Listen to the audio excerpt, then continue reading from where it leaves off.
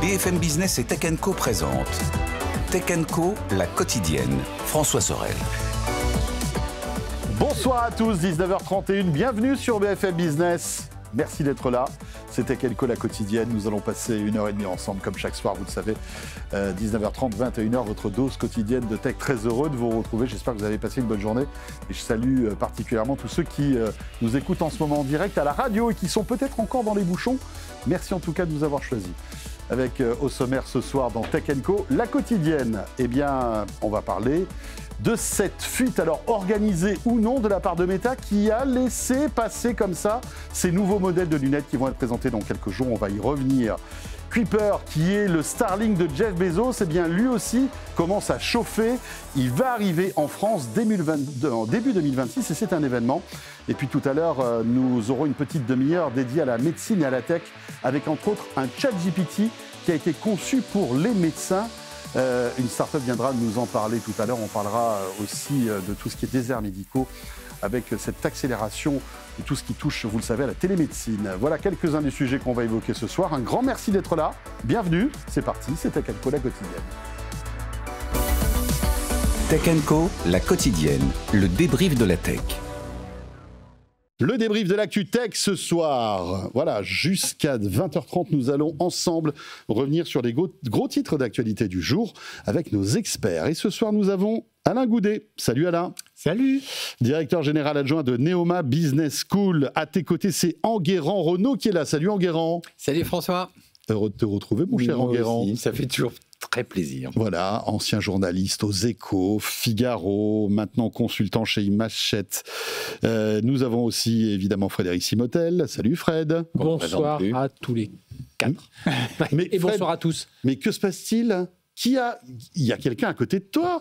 Eh oui. C'était pas prévu, ça. C'était pas prévu. On a ramené un ami breton, voilà, mais spécialiste de l'IA et qui fait plein de choses. Enfin voilà, je vais te laisser le présenter. Il s'appelle Cyril de Souza Cardozo. Il est avec nous. Salut Cyril. Salut. Très content d'être là avec vous. Et ben voilà. C'est la surprise. C'est la première de Cyril dans le débrief de l'actu tech. Bienvenue, mon cher Cyril, spécialiste en IA.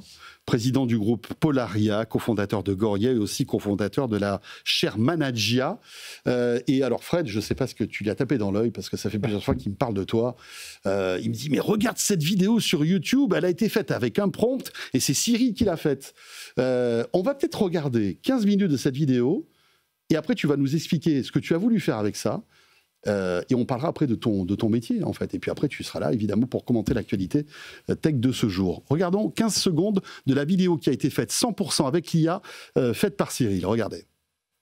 Écoutez. L'un des principaux vecteurs de cette contamination entre travail et repos était un système de communication.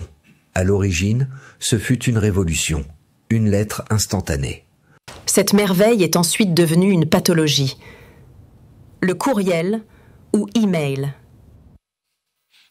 Bon, alors, évidemment, c'est pas parfait, hein, Cyril, on n'est pas en train de dire que tu as fait le prochain Spielberg. Mais ce qui est intéressant, c'est que cette vidéo qui dure 11 minutes, je crois, ouais, c'est ça, à peu près. Qui est sur YouTube, oui. Tu l'as faite avec un prompt. Exactement. Alors, en gros, on a articulé un prompt qui a articulé ensuite différents, effectivement, outils d'IA. L'objectif était, derrière, à partir d'une simple commande, de générer entièrement un documentaire généré par intelligence artificielle. Là, on a une mise en abîme parce que ce que nous, on cherche à faire, c'est de faire de la pédagogie autour des technologies d'intelligence artificielle, de montrer l'état de l'art et effectivement, en plus, de venir nous interroger dans notre rapport à la technologie. En l'occurrence, le thème du documentaire, c'est dans 100 ans.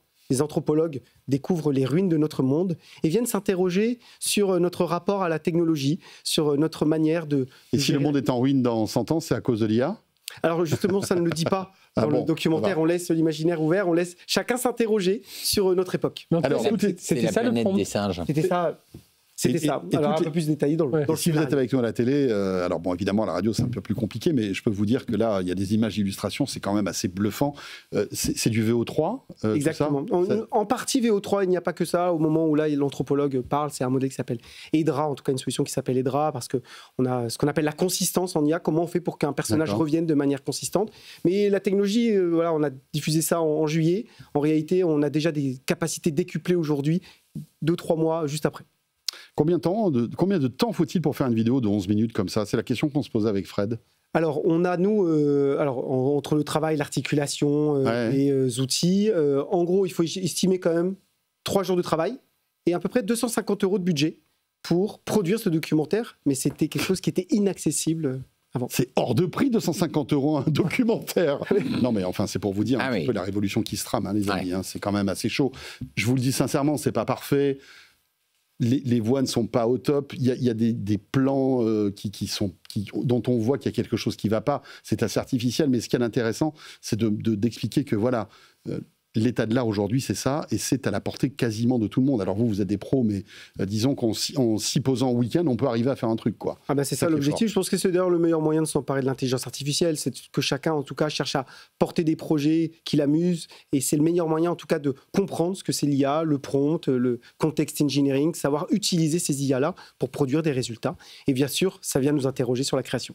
Alors, tu es président du groupe Polaria. Est-ce que tu peux nous présenter ce que tu fais, en fait? Alors, au sein du groupe Polaria, on a différentes entités. Notre objectif, c'est d'aider les sociétés à définir leur stratégie IA et à la mettre en œuvre jusqu'au développement technologique. Donc, on a avant tout une société de développement technologique. Et au sein de Polaria, Polaria développe des formations. On a une entité Polaria Tech qui développe des chatbots, notamment souverains. On décline notamment des modèles Mistral au sein de nos solutions. Et Gorilla, la dernière née du groupe, qui permet de développer de manière sur mesure des systèmes d'IA au regard des besoins des entreprises. Cyril, bienvenue. Premier sujet d'actualité ce soir à 19h37. Tiens, on parlait de VO3, donc modèle de génération de vidéos fait par Google. Justement, hier, c'était une séance historique pour Alphabet, vous le savez, qui est la maison mère de Google. Elle rejoint le club très fermé des 3 000 milliards de capitalisation boursière. L'action a fait 60% en un an, plus 60% en un an, et x2 en 2 ans. Étienne Braque nous expliquait tout cela, et puis après, on revient sur ce plateau, bien sûr. Et surtout, 3 000 milliards de valorisation boursière, c'est typiquement plus que l'ensemble des 40 valeurs du CAC 40, puisque le CAC 40, si vous le mettez en dollars, ça fait 2 900 milliards de valorisation boursière. Et pourtant, aujourd'hui, Alphabet est moins cher qu'il y a quelques années, dans le sens où son cours de bourse a progressé plus que ses profits.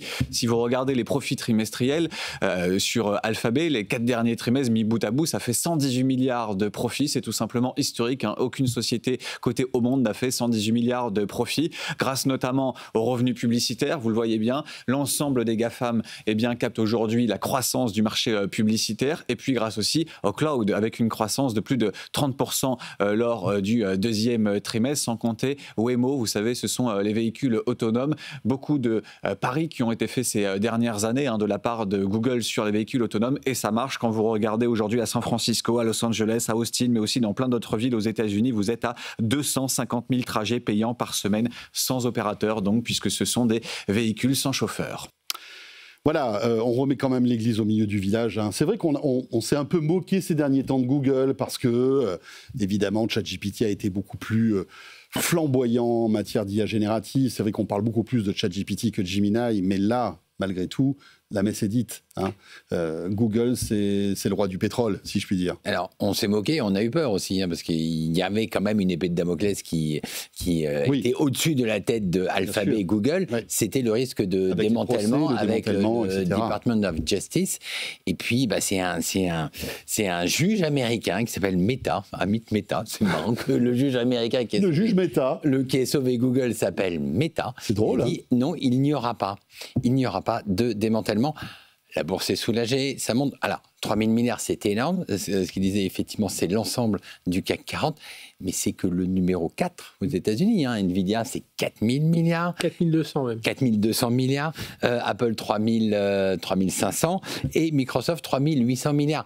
Donc, ils sont quand même dans une forme absolument éblouissante. Et puis, effectivement, il y a des angoisses, on en parle. Mais trimestre après trimestre, l'argent est là, les profits sont là. Et c'est toujours en forte croissance.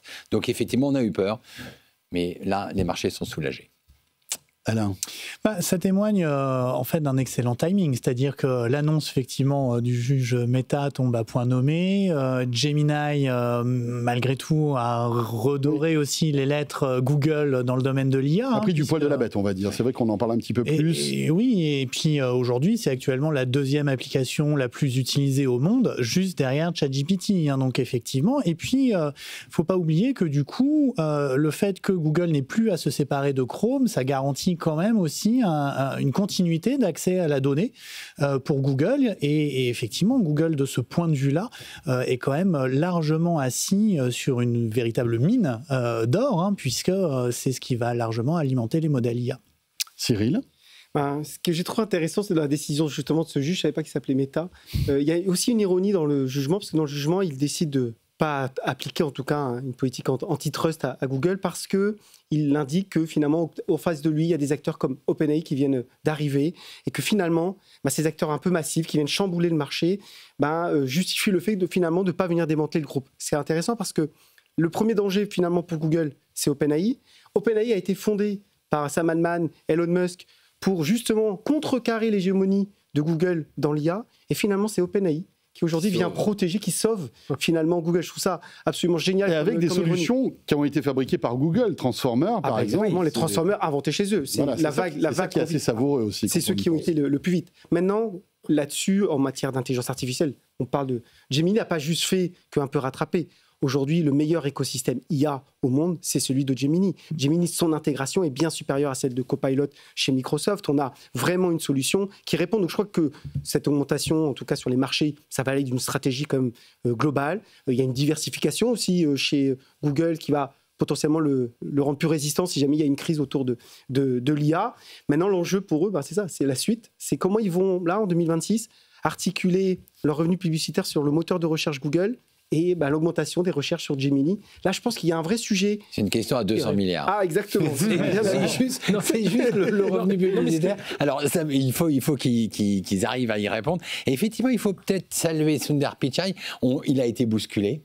Souvenez-vous, il y a eu des tentatives qui n'étaient pas suffisantes. Il a tapé du poing sur la table, il a dit voilà, on s'appelle Google, on ne peut pas prendre les risques que OpenAI prend en balançant un modèle qui n'est pas encore tout à fait stabilisé. Il faut qu'on revienne quand c'est effectivement state of the art.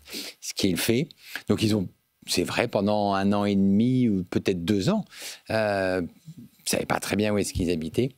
Et puis là, ce que tu dis, c'est considéré, c'est revenu et considéré comme un des meilleurs, si ce n'est le meilleur. Ils sortent quand même 3 prix Nobel, coup sur coup, autour de l'IA, de la physique, la chimie. Et puis surtout, c'est Alphabet qui vaut 3 000 milliards. Alphabet, ça veut dire quoi? Ça veut dire, comme l'a dit Étienne Braque, c'est Waymo. Ouais. Donc ça veut dire que, il y a ce modèle qui est en train de naître. Ouais. Évidemment, l'IA, on vient d'en parler. C'est Google Cloud Platform, donc c'est tous les clients Google. Alors, ils sont derrière Azure sur le marché des entreprises et tout ça, mais ils sont bien présents, donc il y a cette partie-là. Et puis, il y a toujours le côté search et pub qui continue sa vie. Et là, on voit vraiment la stratégie de Google, d'Alphabet, justement, par défaut. On a toujours l'impression quand on pense Alphabet, quand on pense Google, aussi Alphabet, on ne pense que Google, le search, en disant, voilà, effectivement, il y aura des questions à se poser entre le moteur de recherche. Oui, mais derrière, il y a quand même, tu vois, le Google Cloud, ça commence à monter. Enfin, on voit qu'il y a une vraie stratégie derrière. Le fait d'avoir ces 3 000 milliards aussi, c'est aller lever des fonds parce que l'infrastructure cloud IA dont on va avoir besoin là, ils ont quand même cette assise pour dire les gars, on est là, on compte vraiment dans le game, on va pas subir, on va pas être l'IBM du début du 21e siècle. Et donc voilà, après, il y a aussi un petit risque quand même, c'est que malgré le jugement du juge Meta, ils vont être aussi un peu plus sous le soufflet, c'est pas passé loin, le boulet n'est pas passé loin avec cette histoire de démantèlement. Ils vont être vraiment sous surveillance. On va regarder un peu tout ce qu'ils font, en disant hop, pas de tension là. Avec Trump, je pense pas qu'on les regarde beaucoup. Ouais. Non, mais il y a quand même des juges qui vont regarder, tu sais, les abus de position dominante. Tu as vu le nombre d'amendes qu'ils ont quand même dû payer ces dernières semaines. Donc il y a quand même des petites menaces qui pèsent de ci, de là, mais quand même 3 000 milliards quand on l'entend. Les amendes qu'ils ont à payer, qu'ils ont frôlé un démantèlement, perdre des grossiers, et qu'on les disait moribonds face à OpenAI. Ça va, ils s'en sortent plutôt pas mal. C'est quand même pas mal. Sans changer de management, en continuant à recruter des pointures. C'est vrai que d'un point de vue géopolitique, l'histoire, elle n'est pas aujourd'hui à venir affaiblir les géants américains. Donc ils auront un soutien de toute façon. Bien sûr, c'est clair. Autre actu lié à Google, peut-être l'avez-vous vu, c'est cet investissement aussi énorme en Angleterre. 5 milliards de livres pour créer en fait une entité IA monstrueuse avec 8250 emplois par an qui vont être créés. vous rendez compte? Ils sont déjà très présents là-bas. Oui. C'est leur tête de pont. Enfin, c'est leur tête de pont. C'est leur tête de pont. Moi, j'aurais préféré que ce soit la France, leur tête de pont. Oui, mais ça fait longtemps que on n'a pas de quoi se plaindre. Google est très présent. Ils sont quand même présents. Et puis, quand même, je veux dire, leur actif, alors ils l'ont fusionné maintenant, mais c'est leur actif dans l'intelligence artificielle, c'est DeepMind. DeepMind, qui est quand même qui est toujours une société, enfin qui était une société britannique. Donc ils ont effectivement un ancrage en Grande-Bretagne qui est énorme. L'annonce précède la venue de Trump. Et effectivement, puis il va y avoir Nvidia dans la foulée. Il y a Nvidia et alors, c'est toujours un jeu en géopolitique. C'est vrai que Trump dit, et l'a redit plusieurs fois à ses alliés européens, ne touchez surtout pas à mes géants numériques, hein, sinon je vais vous taper sur les doigts. Je vais vous taper sur les doigts. La Grande-Bretagne a une position à part. Elle s'allie avec l'Europe quand il faut aller sur la défense. Mais elle s'allie avec les États-Unis quand il faut aller sur le numérique. Donc, la visite de Donald Trump, de Donald Trump devrait être assez intéressante. À ce niveau-là. Et puis pourquoi, comme Amazon, ils ont de gros investissements au Royaume-Uni, c'est qu'au Royaume-Uni, ils sont beaucoup moins regardants sur la privacy de la data et tout ça. Le système de santé, il est aux mains d'Amazon. Je n'imagine même pas chez nous, dès qu'il y a Microsoft qui a levé le doigt, on sait tous, tout le monde s'est levé comme un seul homme. Et il y a pas mal de choses où Google est bien implanté, gère un peu les données de pas mal d'entreprises, d'administrations et tout ça. Et voilà, ils ont pu se développer un peu plus tranquillement que s'ils avaient été sur le sol européen de ce côté-ci du continent. Alors je ne sais pas si Donald Trump va rencontrer le maire de Londres durant son séjour en Angleterre, parce qu'il a dit que c'était un méchant. Pourquoi? On ne sait pas trop. On s'en fiche un peu à chaque fois. Dès qu'il y a du business, que l'autre est un menteur, t'es un machin. Voilà. Et J.D. Vance, il l'avait critiqué, puis finalement... c'est passé finalement. Non, mais Trump a dit c'est quelqu'un de méchant en critiquant le maire de Londres. Pourquoi? Méchant. Allez, on enchaîne avec écoutez, une méchante fuite, cette fois-ci. Alors, est-ce qu'elle est orchestrée par Meta, ou est-ce qu'un stagiaire a appuyé un peu trop vite sur le bouton d'upload de vidéo sur YouTube? En tous les cas, eh bien voilà, cette vidéo n'est pas passée inaperçue. Une petite vidéo qui dure que quelques secondes, où l'on voit la prochaine roadmap, en tout cas pour les mois qui viennent, des lunettes connectées de Meta. Et forcément, c'est intéressant. Alors, on sait que Meta allait annoncer pas mal de choses, puisqu'il y a un événement qui est prévu là dans quelques jours. Évidemment, on le suivra avec beaucoup d'attention sur BFM Business dans Tech & Co. Mais voilà, est-ce que alors ça, c'est la petite question à 10 €. Est-ce que cette fuite a été orchestrée par Meta, histoire de préparer un peu le terrain, ou est-ce que ça a été un bouton malencontreusement appuyé? Qu'est-ce que tu en penses, Enguerrand? Écoute, toi qui as l'habitude... Non mais François, tu es journaliste et homme de com. François, tu connais le métier depuis très longtemps, c'est même plus une question à 10 € ou à 10 balles, c'est une question à 1 €. Ah oui. Je veux dire, Apple nous a fait le coup, mais 10 fois, avec son prototype d'iPhone, je ne sais plus quel numéro c'était, qui était oublié malencontreusement dans un Starbucks, dans la Silicon Valley. Ça a été 10 fois. C'est une vieille recette.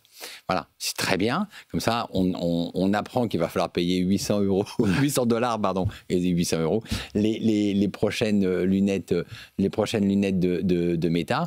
Bon, il fallait 24 heures pour s'en remettre. Quand il faut un teasing. Il faut un teasing parce que là, maintenant, on sera moins surpris. Bon, alors, au-delà de la petite anecdote concernant cette fuite organisée ou non de la part de Meta, ce qui est intéressant, c'est de voir ce qui va être représenté. Alors, bon.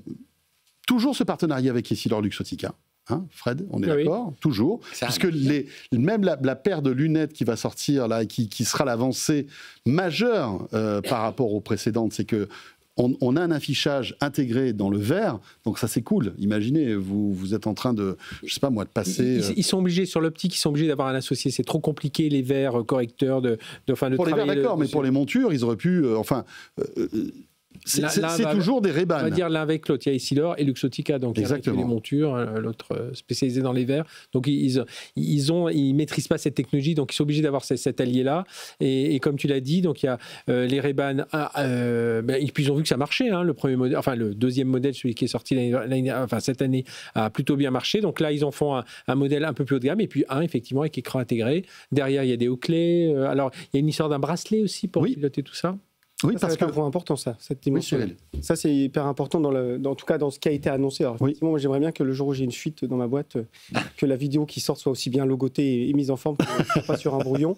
Mais ce qui est intéressant, effectivement, c'est cette dimension-là de comment ils envisagent l'avenir, finalement, de l'interaction avec le numérique. Et finalement, on est vraiment dans de la réalité augmentée minimaliste. Alors, c'est intéressant pour Meta, parce que moi, je trouve que c'est un peu l'anti-métaverse, quoi. C'est l'anti-Apple Vision Pro aussi, quoi. C'est quelque chose qui vient s'intégrer un peu naturellement.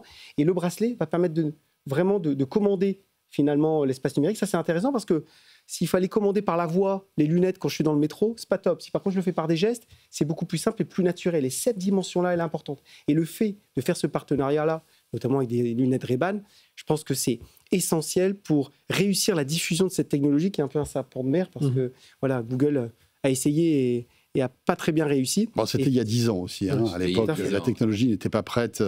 C'est pas pareil. Mais pour revenir à ce que disait Fred, c'est vrai qu'il y a ce petit bracelet qui serait vendu pour interagir, en fait, pour que en fait, le bracelet comprenne vos gestes, pour interagir avec l'écran qu'il y aura sur les lunettes. C'est assez intéressant.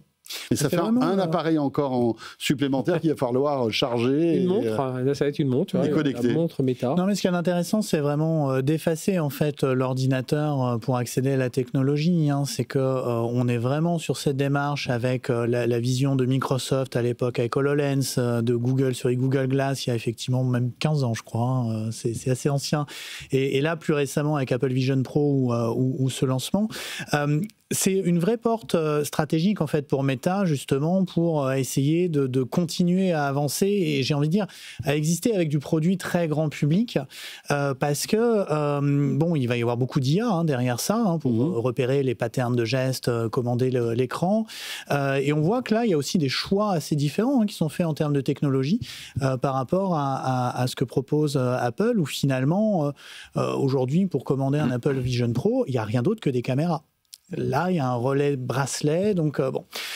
Et ça soulève quand même une vraie question, c'est que l'IA qui va alimenter les réponses, notamment sur ce fameux écran dans les lunettes, doit quand même aussi être au niveau. Et là, quand on regarde pour le coup la qualité des modèles chez Meta, c'est une vraie question. Alors, qu'est-ce qu'on pourrait avoir comme information ? Je ne sais pas si vous le voyez sur cette vidéo, je pense qu'on peut avoir des notifications. À un moment, on a comme un Maps qui vous indique dans quelle direction vous devez aller, c'est ce qui est à mon avis l'une des killer apps en fait de ce type de lunettes. Vous savez pas où vous êtes, enfin pour vous diriger ça peut être cool. Donc à voir, mais oui. Non, pardon, je voulais compléter ce que disait Alain et dire qu'effectivement ils veulent marquer une rupture et on le voit dans le prix. J'ai dit que ce serait probablement $800 contre $300 actuellement pour la les Ray-Ban Meta normal. Là, il montre vraiment voilà. Là, on passe, on va remplacer le smartphone. C'est-à-dire, on se met sur les prix du smartphone ou du PC.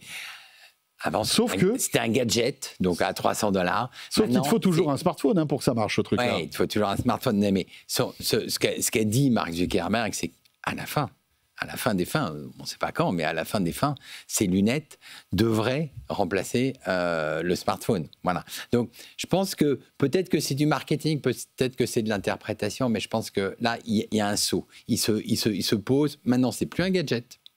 Ce qu'on va vous proposer, on va le voir, on va tester. C'est un véritable assistant personnel. Voilà.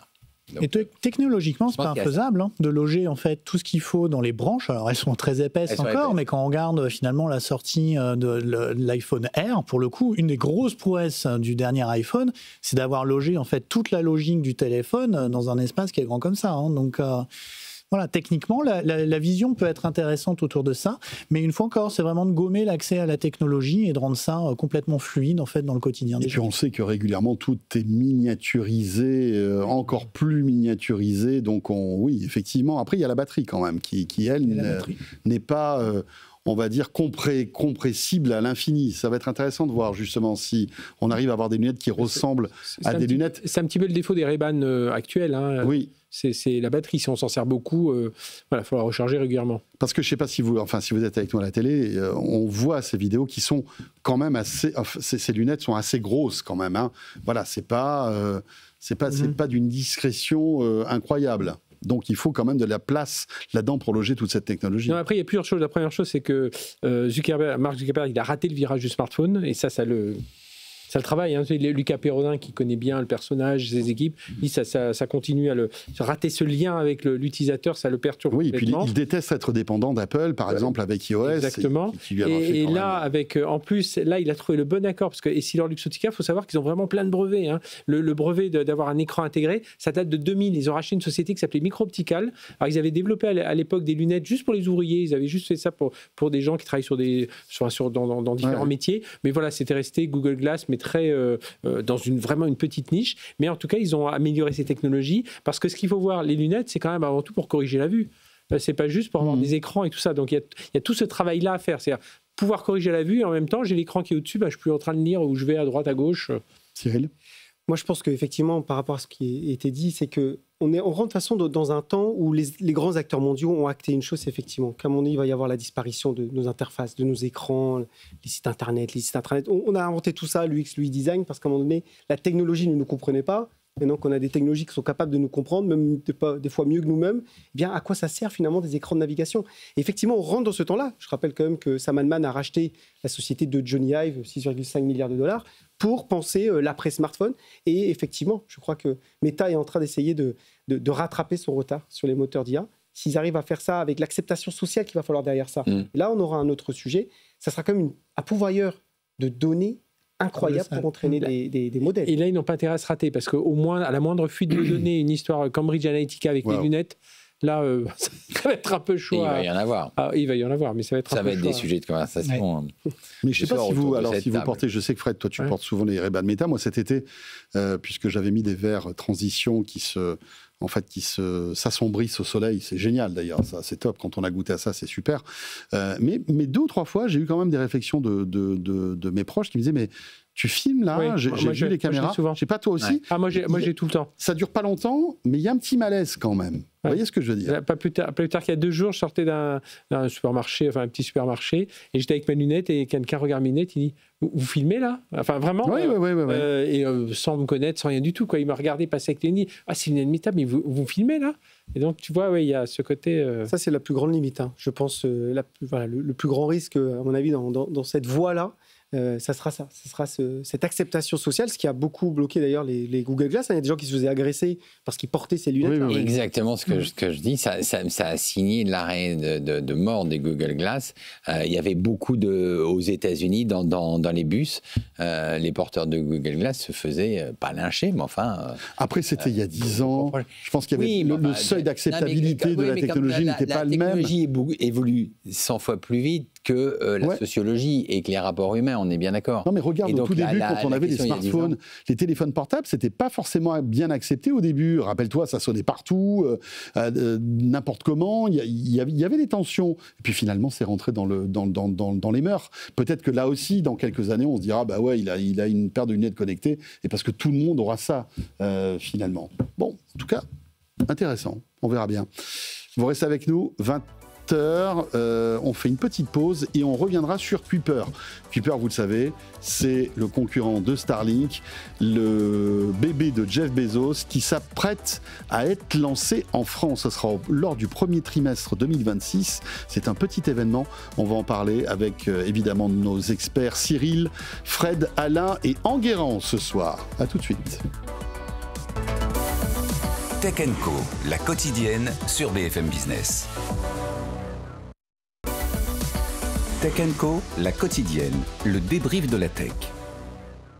Voilà le retour de Tech & Co, la quotidienne. Un grand merci d'être avec nous et j'espère que vous passez une bonne soirée sur BFM Business avec ce soir sur le plateau Frédéric Simotel, Cyril de Souza Cardozo, Enguerrand Renault et Alain Goudet.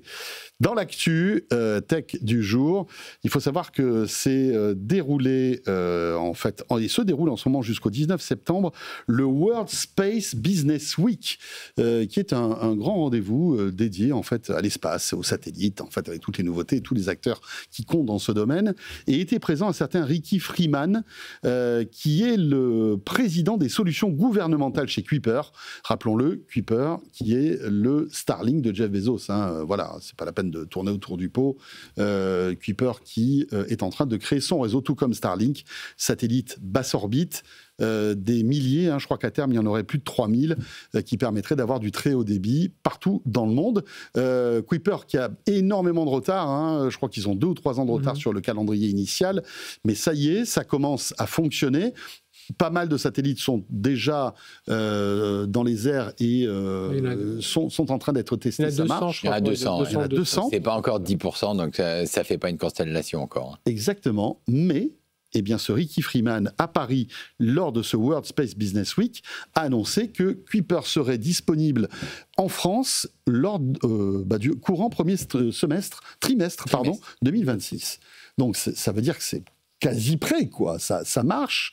Je voulais avoir votre avis là-dessus. Est-ce que vous avez suivi un petit peu cette actu? Et est-ce que finalement Kuiper n'arrive pas un peu après la bataille, finalement, avec un Starlink qui est bien costaud, des milliers de satellites, c'est quelque chose qui roule. Et est-ce qu'il y a la place pour un second acteur dans ce domaine? La vraie question, c'est est-ce qu'il y a la place pour un second, puis un troisième acteur? Il faut quand même pas oublier qu'il y a aussi un acteur français qui s'appelle, britannico-français, Eutelsat et sa filiale OneWeb, qui vont lancer effectivement eux aussi une constellation. Alors c'est à la fois LEO, donc basse orbite, et haute orbite. Voilà. La difficulté aujourd'hui, c'est effectivement, ça s'adresse à qui? Alors c'est vrai, Starlink est arrivé. Starlink perd beaucoup d'argent parce qu'ils font des prix extrêmement attractifs pour un particulier. Ça va entre 29 € et 90 €. Pour une entreprise, c'est entre 45 et 625 €. Aujourd'hui, ce qu'on voit, c'est ceux qui s'en équipent, c'est des gens qui sont nomades, qui sont des start-upers et qui vont effectivement, qui travaillent avec d'autres autour de la planète et qui vont une semaine aux États-Unis, une semaine en Australie. Enfin voilà. Et donc c'est très simple. Voilà, ils prennent Starlink et ils ont une connexion à peu près partout et nomade. Bon, c'est pas le plus gros marché de la Terre, on est bien d'accord. Donc Kuiper, ça arrive, il va falloir qu'il arrive avec soit une solution connectique plus intéressante, soit avec un prix plus intéressant. Et auquel cas, si c'est le prix plus intéressant, c'est le droit de perdre encore plus d'argent que Starlink. Donc c'est peut-être pas la solution la plus simple. Et puis après, il faut savoir, quand tu dis ils arrivent en retard, une génération comme ça de constellations, malheureusement, ça se remplace tous les 5 ans. Quoi. Donc ça coûte grosso modo 3 milliards, on lance tout ça. Voilà, les satellites... Les satellites basse orbite, en fait, n'ont pas une durée de vie Ils n'ont pas une durée de vie. Folle. Les technologies changent, donc il faut remplacer. Donc c'est un marché compliqué. Mais effectivement, tout le monde y croit, tout le monde... c'est stratégique. Ça marche à 100 milliards d'ici à 2030. Ça marche à 100 milliards. Voilà. Oui, mais parce qu'il y a pas que c'est pas énorme, 100 milliards. Mais il faut ça mettre en parallèle avec les investissements nécessaires. Il y a les entreprises. Il y a le marché des entreprises, il y a le marché des zones blanches, mine de rien, sur du haut débit, puisqu'aujourd'hui, sur les offres Starlink, c'est la règle des 3. On est en 300 mégas en descente, 30 mégas en montée, et on est sur un ping qui est de 30 millisecondes. Donc, c'est plutôt pas mauvais, notamment pour équiper toutes les zones qui ne sont pas desservies, tout simplement. Quand tu n'as pas la fibre, tu es bien content d'avoir ça. Et surtout quand on te dit le raccordement à la fibre va te coûter 120 000 € parce qu'il faut faire les X centaines de mètres pour te raccorder au boîtier fibre de l'opérateur. Donc moi, ce que je vois là-dedans, c'est on a quand même un vrai risque, ou en tout cas une vraie opportunité, probablement de guerre commerciale, puisque Amazon va devoir effectivement s'installer sur un marché où, mine de rien, Starlink a déjà plutôt bien démarré, si on regarde notamment la France. Reste à voir quand même les performances techniques réelles. Néanmoins, il y a quand même un désavantage assez fort. Il paraît que ce serait un peu meilleur que Starlink. Oui, mais après, il y a un désavantage fort du côté d'Amazon, c'est quand même que aujourd'hui, Starlink a une capacité de lancement qui est phénoménale, à un coût qui est phénoménalement faible en fait. Donc justement, sur le maintien en condition opérationnelle de la galaxie de satellites en basse orbite, il semblerait quand même qu'il y ait un avantage plutôt à SpaceX et à Starlink. Oui, et rappelons que la plupart des satellites Kuiper devraient être lancés par Ariane 6. Oui, ils ont ULA, la United Launch Association. Il y a Blue Origin aussi qui va quand même lancer. Et il y a un espace. Donc déjà, il a diversifié. Mais il a une arme, Amazon. Ils ont une arme qui s'appelle AWS. Et moi, je pense qu'ils vont faire des offres combinées. Ouais. Tu as déjà pas mal même des boutiques un peu éloignées, tiens, nous, Bretons tous les deux, des fermes éloignées, enfin des zones isolées, mais il y a des gens qui ont des activités commerciales, des choses comme ça, et je pense qu'il y a des... Et comme il pleut beaucoup chez vous arrivez quand même à capter le satellite. Non, ça c'est une... Non, mais je vous taquine. La pluie, ça va, c'est le vent. Non, mais AWS, ça peut être un vrai... Parce que si on commence à offrir des services AWS en disant, tiens, vous n'avez pas des endroits un peu, un peu lointains, tiens, je vais vous mettre dans l'abonnement, je vais vous mettre du... Même sur les clients premium d'Amazon, quand tu regardes la base client... Donc je pense que pour les particuliers, tu peux combiner ça avec Prime. Bien sûr. Ce qu'ils ont fait pour lancer Prime Vidéo. Et effectivement, l'avantage, c'est son réseau de distribution physique et d'ailleurs, d'un point de vue technologique, je pense que ça va au-delà. Je pense qu'effectivement, quand tu regardes en tout cas la manière dont c'est construit, effectivement, technologiquement, ils arrivent en retard vis-à-vis effectivement de Starlink, mais leur objectif, notamment, ils utilisent moins la communication par laser entre satellites. Ils ont notamment des relais au sol via les serveurs, notamment AWS. Et ça va offrir aussi un avantage. Donc, je crois qu'il ne faut pas regarder, effectivement, en tout cas, cette constellation-là, indépendante de l'écosystème Amazon, parce qu'effectivement, c'est l'écosystème Amazon. Et eux, ils ont un intérêt interne. On parlait du business model, mais eux, ils ont des cas d'usage. C'est-à-dire optimiser la logistique, le dernier kilomètre par drone, effectivement, demain, l'intégrer, en tout cas, à des offres. Je crois que si on regarde ça maintenant plus globalement, il y a un business model autour de Kuiper, même s'ils n'ont pas au même niveau technologique, mais en réalité, qui peut être intéressant, en tout cas intelligent pour eux, au-delà du fait qu'il y a plein d'interrogations globalement sur l'idée même de constellation. Savoir au mètre près où est ton livreur, où est ton colis, où est ton livreur. Non, mais c'est la théorie de Jeff Bezos. Effectivement, quand il a commencé le cloud avec AWS, c'était de mettre une infrastructure de calcul et de stockage sans trop savoir à quoi ça servait au début. Résultat des courses, c'est quand même AWS et c'est devenu énorme. Donc on peut imaginer ce que tu dis, Cyril, de mettre une infrastructure orbitale, et puis après, ils mettent les cas d'usage ou les siens, ou ceux qu'il peut offrir à ses clients professionnels ou particuliers. On en a un peu parlé la semaine dernière, mais je pense que le nerf de la guerre, c'est le smartphone, parce que n'oublions pas que Starlink, aujourd'hui, alors évidemment, on peut le capter via une petite parabole, mais toutes les nouveaux satellites Starlink vous permettent de vous connecter depuis votre smartphone.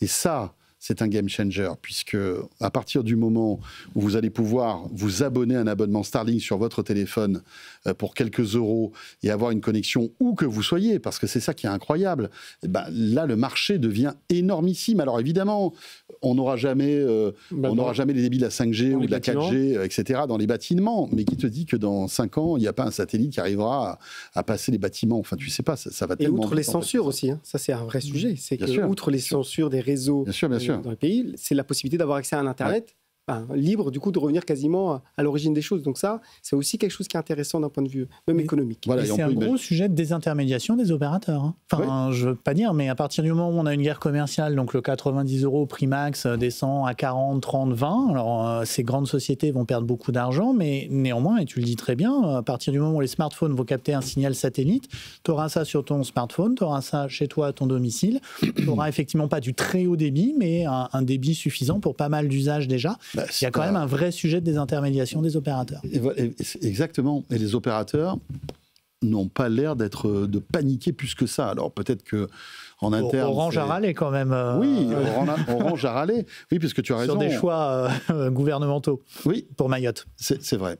Mais malgré tout, voilà, la puissance de Starlink, elle est ce qu'elle est. Hein. Et l'efficacité technique, pour le coup, de l'offre poussée par Orange n'était pas au même niveau. Et à noter qu'en ce moment, il y a une promo, c'est 30 € par mois Starlink, vous vous rendez compte ? 30 €. Ouais. Enfin voilà, on enchaîne avec le petit sujet qui nous anime depuis hier, on en parlait hier soir dans Tech & Co, c'est TikTok. Vous le savez, TikTok devrait être libéré aux États-Unis. Alors, il n'a jamais été vraiment emprisonné, puisque depuis janvier dernier, vous le savez, il y avait cette épée de Damoclès, qui était de plus en plus éloignée. On voyait roulait de 90 jours en 90 jours. Exactement. Donald Trump disait non, on aime bien TikTok, c'est peut-être grâce à eux que j'ai été élu, donc on ne va pas cracher dans la soupe quand même. Et donc, il y a eu plusieurs, on va dire, comment on appelle ça, des espèces de déplacement. Oui, enfin de délais supplémentaires qui ont été accordés. Et là, visiblement, alors je ne sais pas ce que vous en pensez, mais voilà, TikTok devrait être autorisé aux États-Unis de manière définitive parce que TikTok devrait passer sous pavillon américain. En tout cas, c'est Trump qui l'a dit. Et on a quelques détails. TikTok US. Hein. Oui, alors, TikTok US. Bien sûr. Mais aujourd'hui, c'est TikTok de Biden, ce qui est aux États-Unis, on est d'accord, qui deviendrait donc TikTok US, sans doute avec Oracle derrière, et puis d'autres boîtes, bien évidemment. Mais est-ce qu'on en sait un peu plus sur ce qui se trame? Parce que rien n'est vraiment officiel. C'est vendredi, visiblement, qu'on aura le fameux mot de l'histoire, hein, Fred. Oui, alors la Chine a dévoilé quelques accords en disant ça va se jouer autour d'accords de licence, l'octroi d'accords de licence donc à des opérateurs, des industriels américains. On va voir effectivement Oracle pourrait tenir puisqu'ils sont dans l'affaire depuis un bon moment. Mais voilà, après, on en saura évidemment plus vendredi, puisque c'est le jour où Donald Trump, il est en Royaume-Uni en ce moment, il a dit vendredi, on en discute avec Xi Jinping. Hier, je faisais la remarque, d'ailleurs, je me disais, mais qui nous aurait dit, mettez-vous plusieurs années en arrière, dire un jour... un réseau social. Ce sera discuté entre les deux hommes les plus puissants du monde. Bill Gates et machin. Non. Le président des États-Unis, la Chine. C'est quand même dingue, quoi. Voir le pouvoir de ces réseaux et puis l'importance que ça prend. Mais voilà, donc on en saura un peu plus. On voit que c'est une histoire de licence, parce qu'on imagine que Biden ne va pas donner le cœur de son moteur, mais voilà, ils vont accorder des licences. Donc là, après, faut demander aux spécialistes comment ça se passe, ces accords de licence. Spécialiste, Cyril en tout cas, je sais pas si je suis pas spécialiste de ces accords, en tout cas juridiques, parce que d'ailleurs ça me surprend. Mais je trouve que là-dessus, on est vraiment sur une désescalade plutôt géopolitique. Moi, je pense que le sujet là, il n'est pas tech. C'est qu'à un moment donné, il fallait une sorte d'apaisement entre les deux, parce que tout le monde sort gagnant. Parce qu'effectivement, les Chinois semblent dire que le cœur algorithmique, on en a toujours la possession. Les autres vont acter la possession, en tout cas du coffre. C'est la coquille, tu veux dire que ça sera la coquille TikTok. La coquille TikTok d'un côté, c'est pas clair. Vous aurez les API, voilà, vous pourrez vous connecter, on vous donne pas le nom. Mais l'algorithme, c'est pas clair. Pas limpide du tout. Hein. Non, c'est pas limpide parce qu'il disait effectivement accord de licence sur les algorithmes et autres droits intellectuels et possibilité d'entraîner l'algorithme sur les données américaines, enfin sur les données qui sont déjà stockées chez Oracle. Donc peut-être qu'au début ça va être un accord et puis à la fin l'algorithme entraîné par les données, il aura tellement changé de l'algorithme original. On en sait, enfin on en non, sait mais rien. moi la question que je me pose, c'est est-ce qu'on peut couper le cordon de TikTok vers la Chine? Mais c'est ça la question. C'est le seul enjeu. On a la réponse. Non, mais c'est le seul enjeu. Et là, c'est un précédent important. Hein. C'est que la grande question, le grand mythe de l'Internet mondial, libre, connecté, où tout le monde accède au même espace, on sait déjà qu'il était mort depuis un moment, parce que la Chine avait son Internet, la Russie le sien, et de plus en plus de pays. Et là, en fait, on vient de contractualiser ça. On vient de le mettre là. Effectivement, les modalités internes, ça va être surprenant, mais ça y est, le mythe de l'Internet global, en tout cas, il est en train de tomber. Est-ce que c'est pas un peu de la poudre aux yeux, tout ça? Parce que finalement, si l'algo reste chinois, vous n'allez pas me dire qu'ils vont pas avoir accès aux données des Américains, même si TikTok est une entité, on va dire, légalement américaine. C'est ça l'enjeu. Tout est autour. C'est ce que fait tout Trump, c'est de l'image, quoi. L'image, c'est de dire, les Chinois sont contents, on est content, tout va bien, là-bas le centre. On apaise les droits de douane, parce que évidemment, au milieu de tout ça, c'était les droits de douane. Ce qui a été la monnaie d'échange dans cette histoire-là, c'est les fameux droits de douane qui étaient complètement stratosphériques. Il y a deux monnaies d'échange, puisqu'en même temps, ils discutent de Nvidia. Mais ils discutent de Nvidia. Donc on pourrait avoir un accord, à ton avis? Ce qui est vraiment très bien. Je ne sais pas quel type d'accord il peut y avoir. Ça va être intéressant, là, ce qui va se passer dans les jours qui viennent. Ce qui est très bien avec les Chinois, c'est qu'ils commencent à se mettre autour de la table de négociation avec un coup de pression, puisqu'ils viennent de dire qu'ils ont ouvert une enquête préliminaire sur de l'antitrust autour de Nvidia pour pour Monopole. Sur un sujet d'il y a 4 ans. Sur un sujet d'il y a 4 ans. Ils ont déterré ça quand même. Sur le rachat d'une start-up israélienne en 2020. Donc voilà, ça c'est ça. Pourquoi ? Parce que effectivement, l'administration Biden déjà, c'était avant Trump, l'administration Biden avait interdit l'exportation des dernières puces, les H100, et que là, d'après ce que j'ai lu, Nvidia avait fait une version de puce pour la Chine, RTX 6000D, je crois, et elle n'intéresse personne. Enfin, elle est à peine achetée, paraît-il. Donc, oui, parce qu'en fait, elle a été dégradée, c'est ça le problème. Elle a été totalement dégradée. L'enjeu, ça va être, je ne serais pas surpris, je n'en sais strictement rien, qu'il y ait ou vendredi ou dans les jours qui suivent, un accord sur Nvidia. Et ça, c'est le cœur du truc. Bon, bah écoutez, on verra bien. Ouais. En tout cas, on aura de quoi commenter l'actu la semaine prochaine. Non, mais visiblement, ça va arriver vendredi. En images, et puis après, ils vont apaiser, puis d'un temps, ils vont dire, de toute façon, ça y est, c'est réglé. Les Chinois vont dire, nous aussi, puis tu auras quelques voix qui vont s'élever, dire, non, mais c'est bon, c'est réglé. TikTok, US, tout ça, il y a Oracle derrière, on est garant de tout, et puis voilà, et puis... Voilà. Mais un peu comme ce phénomène TikTok, tu as bien vu, tout d'un coup on n'en parlait plus, tout d'un coup on en reparle, ça revient, enfin on commence à s'habituer avec Trump. Quoi. Les amis, il nous reste 7 minutes, j'aimerais qu'on évoque un sujet qu'on n'a pas eu le temps d'aborder hier, mais là on va s'y intéresser quelques instants. C'est vrai qu'en ces temps d'instabilité politique en France, peut-être qu'on pourrait en fait s'inspirer de ce qui se fait dans d'autres pays. Alors l'Albanie, par exemple, je ne sais pas si vous avez suivi, vient d'annoncer la nomination d'un ministre IA chargé des marchés publics. C'est une première mondiale et Anthony Morel nous expliquait ça hier. On l'écoute et après on réagit.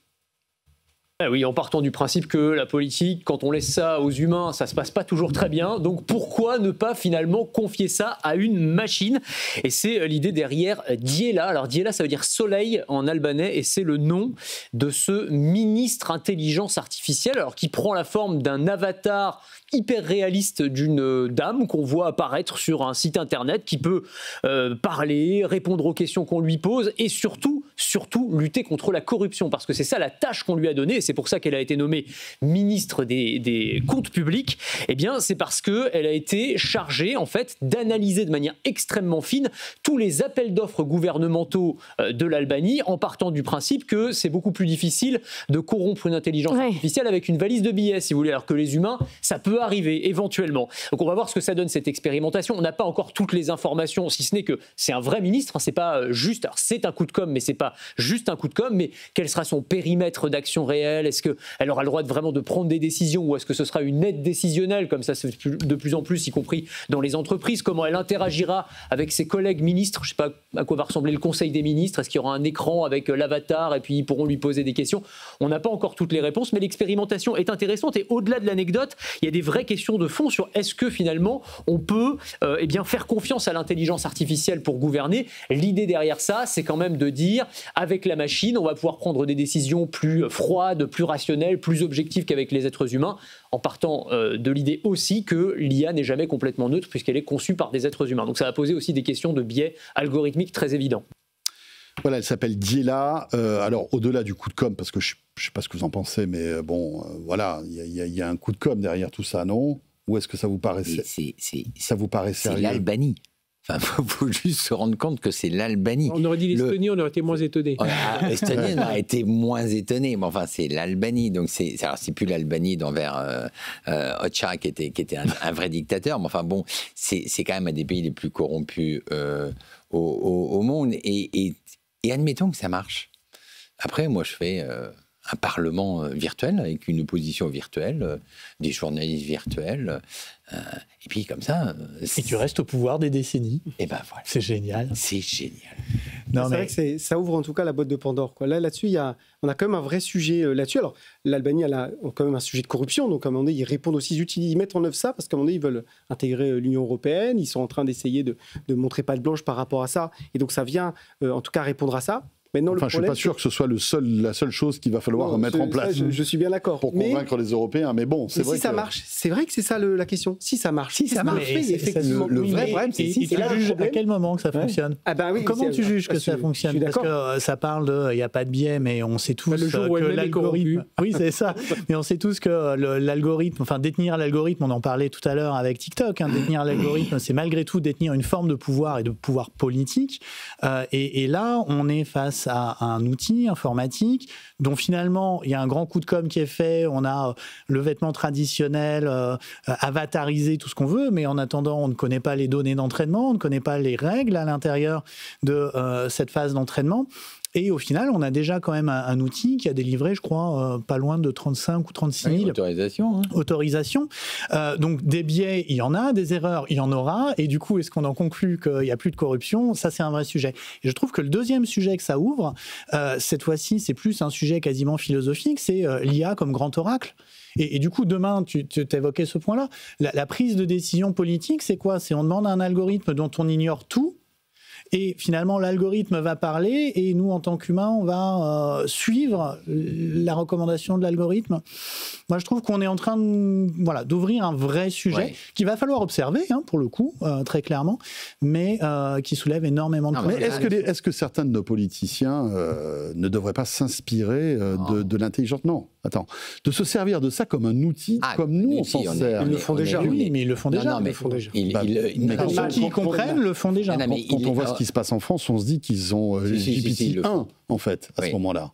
Non, mais c'est ça le problème. Je suis d'accord, mais là c'est intéressant parce qu'on va arriver justement dans ce moment, est-ce qu'on veut une IA, parce qu'on pourra discuter du niveau, comment on évalue la qualité, mais est-ce qu'on veut un univers de décision parfaite qui sera du coup hors du contrôle humain, hors du contrôle démocratique? Pas forcément parfait. Et est-ce qu'à un moment donné, il ne faut pas, alors je suis d'accord, pas forcément pareil, mais ça se trouve, on aura des indicateurs, en tout cas clairs, mais est-ce qu'à un moment donné, justement, la politique, c'est pas aussi assumer l'imperfection humaine? Alors, vous allez me dire, on est dans une super scène, une super séquence pour ça en ce moment, mais il y a ça, c'est quel mythe, quel idéal on place en fait dans ces systèmes. Pardon, enfin, faut revenir aux règles. Alors, je sais pas si c'est de la démocratie, si on peut parler de démocratie.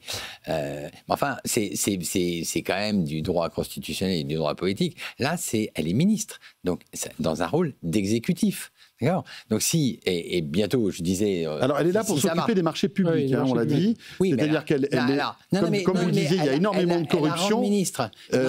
C'est une décision algorithmique qui n'est plus prise par des humains qui, eux, sont corrompus. Du coup, qui l'exécutent. La question d'Enguerrand, elle est fondamentale. Soit on dit elle fait de l'administratif. Et auquel cas, on peut effectivement mettre des outils d'IA dans l'administratif, mais là, ils sont passés à l'exécutif. Et si on passe au législatif, là, ça commence à poser quand même des questions. Enfin, après, on va réécrire Montesquieu avec une IA et on va refaire l'intégralité de l'histoire politique. Il y a un truc qui ne va pas. Moi, qu'on mette de l'IA dans l'administration, pourquoi pas? Qu'on juge un dossier d'appel d'offres, voir si... Pourquoi pas? Mais on ne lui donne pas un rang de ministre. Et puis surtout que la décision finale, ce soit un humain qui la prenne. Voilà. C'est toujours la même chose. C'est comme dans les livraisons, on parlait d'Amazon tout à l'heure. L'IA, ce qu'il faut, c'est garder le contrôle du premier kilomètre et du dernier kilomètre. Voilà. Après, au milieu, alors si on connaît l'algorithme, c'est mieux. Si on connaît l'entraînement des données, c'est mieux. Mais tant qu'on garde ces deux côtés-là, ça va. Ouais. Après, là, c'est ce qui est inquiétant. Après, oui, évidemment, il y a ce coup de com', mais c'est un coup de com' quand même travaillé. C'est un sujet sérieux. Alors, c'est ça. Peut-être qu'il y a un côté faire peur aussi. Je connais pas bien le régime. Enfin, je connais pas bien le régime albanais dans la situation politique là-bas. Peut-être qu'il y a un coup de com' d'une partie du gouvernement qui veut mettre la pression sur certains en disant bon, maintenant on rigole plus. Ça c'est un truc automatique, donc ça va tout de suite voir tout ce que vous faites dessous. Donc là les gens vont peut-être commencer à se dire oula, on va commencer à voir où est-ce qu'on trafique. Donc il y a sans doute cet aspect-là. Et puis derrière, ça pose beaucoup de questions, tu disais, au niveau législatif, exécutif. Non, mais encore une fois, si c'est un outil dans l'administration, pourquoi pas? Voilà. Je veux dire on a équipé l'administration. Non, mais c'est à suivre en tout cas. On va voir ce qui va se passer. Et puis aujourd'hui, en tout cas, ça part d'une bonne idée de se dire, voilà, on vit dans un pays, l'Albanie, qui on le dit est quand même où la corruption est quand même assez présente. Le fait de dire, on va essayer peut-être d'assainir les marchés publics avec une IA, donc qui est une ministre, puisque c'est une ministre virtuelle. Si vous êtes avec nous à la télé, on la voit derrière vous. Pourquoi pas? Mais encore une fois. On va voir ce que ça va donner. Je veux dire, là, pour l'instant... Mais n'oublions pas que l'enfer est pavé de bonnes intentions. Voilà. On commence toujours par dire que ça va résoudre un problème qui va aider tout le monde. Si on ne s'est pas posé toutes les questions qu'on s'est posées, et personne n'a la réponse, donc c'est assez simple, mais le simple fait qu'on se pose des questions va peut-être amener à mettre des barrières. Messieurs, merci. C'était top, cette belle discussion avec vous. Merci donc à Cyril de Souza Cardozo, dont c'était la première. Merci Cyril. J'espère pouvoir revenir. Alors, quand tu veux. Voilà. Président du groupe Polaria, cofondateur de Goria et cofondateur Cher Managia. C'est ça, oui? C'est ça, exactement. Managia. Merci à Alain Goudet. Avec plaisir. Directeur général adjoint de Neoma Business School. Merci à Enguerrand Renaud, ancien journaliste et consultant chez Image7. Fred, à très vite. À très vite. Et vous restez avec nous. 20h30 quasi, on a encore une petite demi-heure à passer ensemble. On va parler de tech et de médecine dans un instant avec deux startups que nous allons recevoir. Un chat GPT pour les médecins qui s'appelle MedGPT. C'est un assistant médical dédié aux médecins. On va le découvrir dans un instant avec Louis Rétinier qui est le cofondateur de cette boîte. Et puis juste après, c'est Rofim qui sera là. Rofim qui n'a plus ses preuves à faire dans le domaine de la télémédecine en France et qui veut accélérer avec une levée de fonds de 10 millions. Émilie Mercadal qui est le PDG, la cofondatrice de Rofim, va tout nous expliquer tout à l'heure. On revient dans une minute avec évidemment Léa Benaïm pour le Tech Flash. À tout de suite. Tech & Co, la quotidienne sur BFM Business. Tech & Co, la quotidienne, Tech Flash. Voilà, un grand merci de nous avoir choisi d'être fidèles à Tech & Co sur BFM Business comme chaque soir.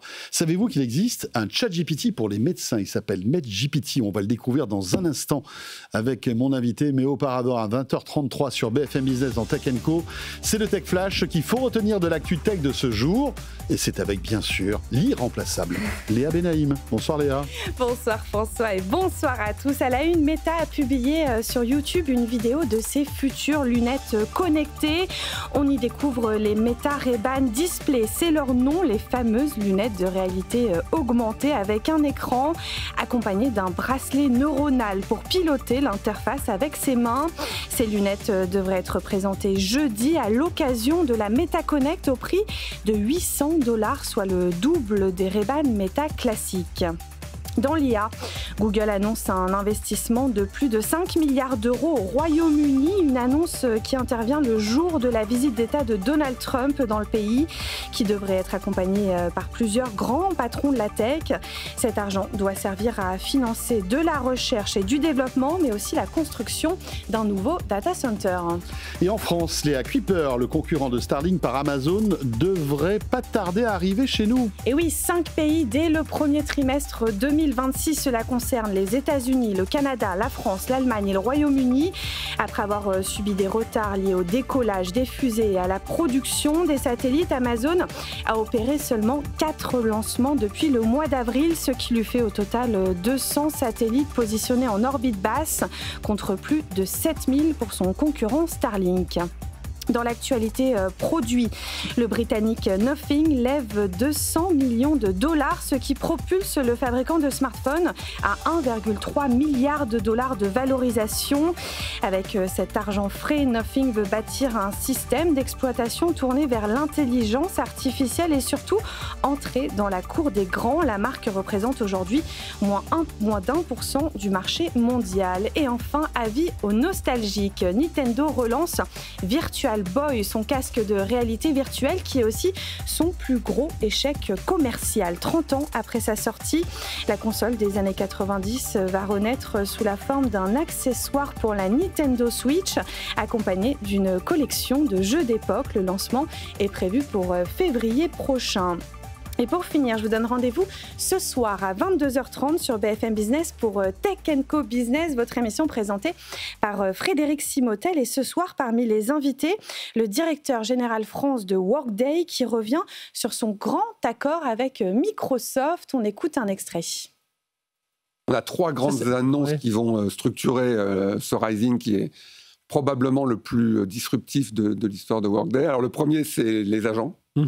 Donc on annonce 15 agents mis à disposition de nos clients, alors, dont un qui va porter une partie du partenariat Microsoft qui s'appelle Ask Workday, c'est-à-dire une espèce de méta-agent qui va être la nouvelle interface utilisateur pour Workday. Donc est-ce qu'il me reste des congés?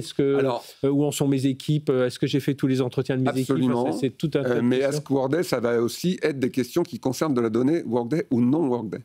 D'accord, ah oui. Et donc, on va effectivement s'appuyer sur l'Active Directory agentique de Microsoft pour faire faire parler cet agent Ask Workday avec le reste du monde. Agent qu'on va mettre à disposition de Teams, de Slack sur Salesforce, etc. Et donc, retrouvez Tech & Co Business. Attention, ce soir, horaire exceptionnellement décalé, ce sera à 23h. Il est 20h36. On va parler de technologie et de médecine maintenant dans Tech & Co, la quotidienne, avec un chat GPT pour les médecins qui s'appelle MedGPT. Et on en parle avec le cofondateur de cette société, Louis Létinier, qui nous rejoint. Tech & Co, la quotidienne, la start-up. Bonsoir Louis Létinier. Bonsoir. Vous êtes le cofondateur et directeur médical de Synapse Medicine, créé en 2017.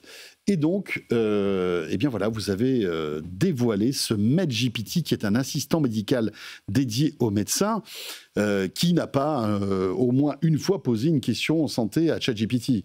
Ça nous arrive de temps en temps, surtout si on est un peu hypocondriaque. Alors là, on n'arrête pas. Et on voit déjà que ChatGPT est quand même assez impressionnant.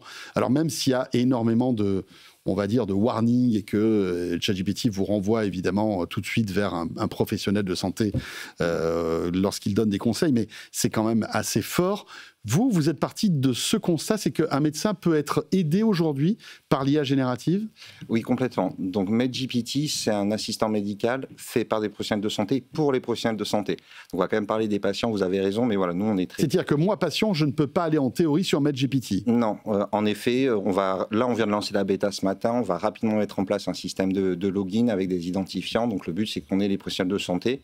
Mais après, vous avez raison, que ce soit les patients et les professionnels de santé, aujourd'hui, il y a une forte demande d'utilisation de l'IA générative, tous les chiffres le montrent. Aux États-Unis, c'est très fort, c'est plus de 2/3 des médecins. Au Royaume-Uni, il y a une étude qui montre que c'est déjà 1/5 des médecins, et en France, on sait que la tendance est là. Donc nous, on s'est dit, il y a un besoin pour nos confrères, on va leur proposer un outil qui va leur proposer des réponses qui soient fiables et surtout qui soient vérifiables. Et c'est ça qui va changer d'une IA généraliste comme un ChatGPT. Parce que pour vous, ChatGPT ne peut pas être...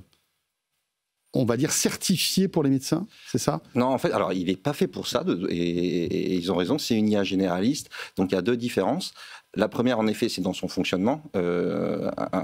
Une IA généraliste, il n'y a pas que ChatGPT, il y en a d'autres. Elle va prendre toute la connaissance sur le web, et donc forcément, elle va pouvoir apporter des bonnes réponses, et parfois des moins bonnes. Nous, on a pris le chemin inverse, on s'est dit, on va faire une IA médicale. On va l'entraîner sur un corpus de connaissances médicales, sur des sources qu'on peut identifier, sur lesquelles on peut remonter. On a une équipe médicale qui fait ça. Et donc, en fait, quand un médecin va poser une question, il va avoir une réponse, comme ChatGPT, sauf que nous, en plus, on va lui dire, cette réponse, elle vient de cette source. Et si tu as un doute, appuie sur ce bouton, et tu vas pouvoir remonter à la source et vérifier par toi-même ou creuser la question si tu en as besoin. C'est ça la grande différence. Et le moteur de cette IA générative? Alors, nous, on a une approche open source. Donc, comme c'est un monde très compétitif, on a en parallèle plusieurs modèles qu'on teste en permanence pour les meilleures performances. Okay. Après, donc ça peut être OpenAI. C'est des modèles étrangers ou... Alors, on a un partenariat historique avec Mistral, ce qui fait qu'on privilégie toujours les modèles de Mistral. Okay. Mais après, on ne s'interdit pas de travailler avec d'autres modèles. Très bien. J'imagine que vous avez déjà testé auprès des médecins. Oui. Comment réagissent les médecins lorsqu'ils se retrouvent devant cet outil? Alors c'est vrai que là, pour le coup, je vais revenir sur votre introduction, il y a eu un changement d'adoption de l'IA depuis ChatGPT, parce qu'en fait, les gens se sont mis à utiliser l'IA dans leur pratique quotidienne, à titre personnel. Ensuite, ils l'ont utilisé dans le milieu professionnel pour des tâches administratives. Les médecins, ils ont commencé à utiliser l'IA pour faire du compte-rendu, etc. Et donc, petit à petit, ils sont familiarisés avec la notion d'IA. Et maintenant, ils sont demandeurs d'IA pour les assister. Et nous, en fait, depuis le début, on a co-construit l'outil avec des médecins consultants, en fait. On a des médecins d'interne chez nous et on a également travaillé avec des médecins avant de lancer le produit. Et aujourd'hui, on lance la bêta. Et ce qu'on souhaite, et c'est déjà le cas en moins de 24 heures, c'est avoir un maximum de retours de nos utilisateurs pour co-construire l'outil avec eux. S'il manque des sources, qu'ils nous le disent. S'il y a des réponses qui ne sont pas claires, qu'ils nous le disent. Le but, c'est de faire un outil qui répond le mieux à leurs attentes. Dans quel cas, à votre avis, ce MedGPT va être le plus efficace, en fait? C'est pour établir un diagnostic quand le médecin a un doute. Ça va être pour trouver le traitement le plus adéquat, justement, pour une maladie. Vous avez une idée déjà des usages que les médecins pourront en faire? Alors là, en moins d'une journée, on a eu quasiment plus de 2000 utilisateurs. Donc ça va aller très vite. On va avoir beaucoup de données. On va les regarder très précieusement avec toute notre équipe médicale. Ce qui est sûr, c'est qu'on peut lui poser un grand nombre de questions très variées.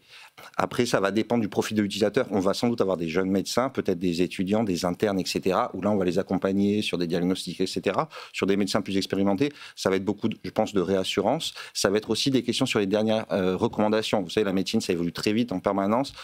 Pour un médecin généraliste, par exemple, connaître toutes les dernières recommandations qui sont sorties en 2025, c'est compliqué. Donc on va arriver là, on va lui dire, regarde, la Société française de gériatrie, elle vient de sortir cette recommandation, la Société européenne de pédiatrie, elle vient de sortir cette recommandation. On va leur faire gagner beaucoup de temps. Et toutes les, on va dire, tous les écrits que vous intégrez dans votre IA générative sont mis à jour quotidiennement, c'est-à-dire que le médecin est garanti d'avoir la dernière information? Tout à fait, c'est ça l'intérêt, c'est que d'une part, c'est automatisé, donc nous, dès que la source est mise à jour, l'IA est mise à jour, et ensuite, à partir du moment où on renvoie la source, de toute façon, le médecin, il le verra, et si on lui dit c'est une réponse de 2024, il dira, ah, là, il y a un petit souci, et il nous fera un feedback, il nous dira, sur cette question, ça n'allait pas. Quel est le modèle économique de MedGPT? C'est-à-dire qu'au-delà de la phase de bêta-test, un médecin pourra s'abonner en fait, à ce service pour pouvoir bénéficier de MedGPT? Donc là, pour l'instant, première version de la bêta, c'est complètement gratuit, c'est limité à 5 questions par jour.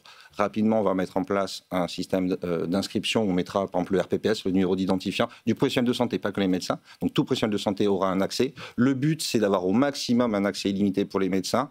Maintenant, il va se poser la question du business model. Donc, il y a la possibilité de faire du freemium. Donc, par exemple, le professionnel de santé aura 10 ou 20 questions par jour. Et s'il veut en avoir un nombre illimité, il perd un abonnement. Il y a aussi la possibilité de faire du B2B. Pourquoi pas intégrer MedGPT dans d'autres outils médicaux et faire du partenariat avec des éditeurs logiciels, par exemple.